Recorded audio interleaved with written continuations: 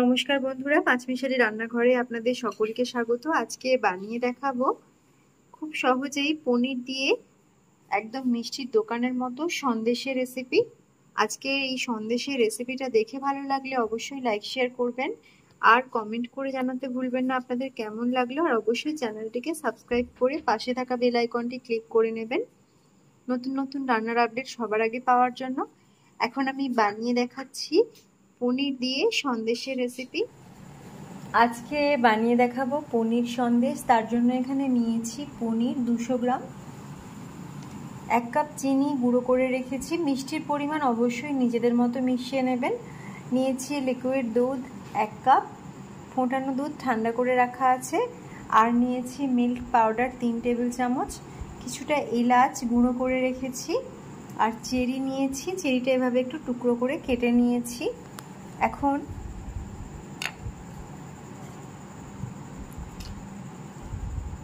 মিক্সির মধ্যে পনিরটাকে আমি এভাবে একটু ছুরি দিয়ে কেটে নেব।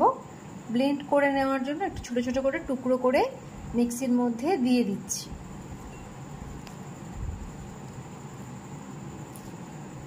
টুকরো করে নেওয়ার পর এর মধ্যে দিয়ে দেব দুধ।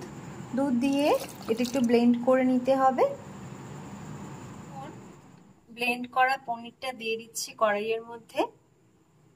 এর মধ্যে মিল্ক পাউডারটা দিয়ে মিশিয়ে নিতে হবে। এখন মিল্ক পাউডারটা এর মধ্যে দিয়ে মিশিয়ে নিতে হবে। অনবরত নেড়েচেড়ে আমি এটা মিশিয়ে নেব।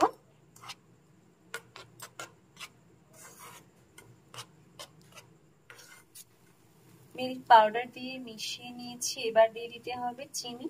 গুঁড়ো করা চিনিটা দিয়ে দিচ্ছি। একটু ভালো করে নেড়েচেড়ে মিশিয়ে নিতে হবে।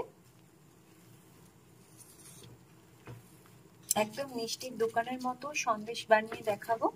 গুঁড়ো করা চিনিটাকে আমি এভাবে মিশিয়ে নিচ্ছি। ফ্লেমটাকে অবশ্যই কমিয়ে রেখে আমি করছি।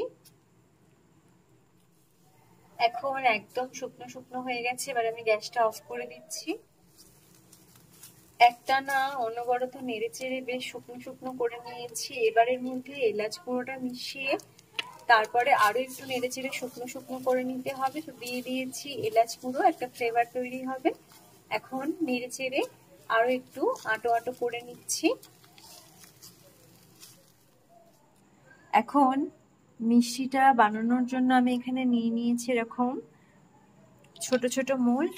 এর মধ্যে আমি সন্দেশগুলো বসাবো। এখান থেকে আমি নিয়ে নিচ্ছি পনির, যেটা আমি ভালো করে একটা ডো বানিয়ে রেখেছি। একটু আটো আটো করে করেছি। এভাবে বাটিগুলোর মধ্যে আমি ভরে দিচ্ছি পুরো ভর্তি ভর্তি করে।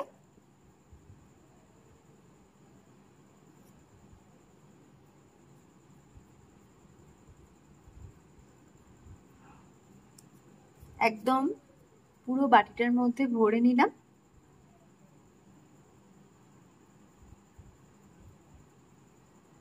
একদম নরম পাকের সন্দেশ, খেতেও খুব ভালো লাগবে। মোলটার মধ্যে পুরো ভর্তি করে নেওয়ার পর একটা চামচ নিয়ে নিয়েছি। জাস্ট এভাবে মাঝখান থেকে একটু একটা দাগ মতো দিয়ে নিচ্ছি, তাতে মিষ্টিটা দেখতে ভালো লাগবে। এবার দুপাশে দুটো চেরি দিয়ে সাজিয়ে নিচ্ছি। খুব সহজেই একটা সন্দেশ তৈরি হয়ে গেল, আপনারা দেখলেন। তো এইভাবে আমি বাকি সন্দেশগুলো তৈরি করব। দেখুন একটা সুন্দর ডিজাইনও হয়ে গেল। একদম মিষ্টির দোকানের মতো এই সন্দেশ আপনারাও বানিয়ে নিতে পারেন। তো এখন আমি এই মোল্ডগুলোর মধ্যে ছানা দিয়ে পনির দিয়ে পুরো ভর্তি করে নেব। এই ডোটা দিয়ে পুরো মোল্ডটা ভর্তি করে নেওয়ার পর ওপর থেকে চেরি দিয়ে সাজিয়ে দিলেই একদম মিষ্টির দোকানের মতো একরকম সন্দেশের রেসিপি খুব সহজেই বানিয়ে নেওয়া যাবে। তো আপনারাও ট্রাই করতে পারেন। তো এখন আমি মোল্ডগুলো ভর্তি করে নিচ্ছি। এখন একদম রেডি হয়ে গেছে মিষ্টির দোকানের মতো সন্দেশের রেসিপি। আপনারাও ট্রাই করতে পারেন, আশা করি ভালো লাগবে।